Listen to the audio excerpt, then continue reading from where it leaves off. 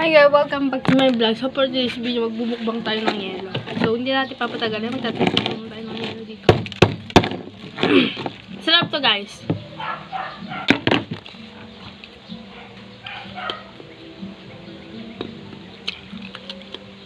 Diba? Ang crunchy.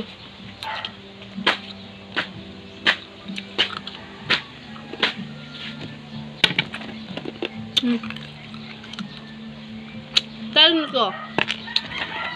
Masarap. Lasang tubig.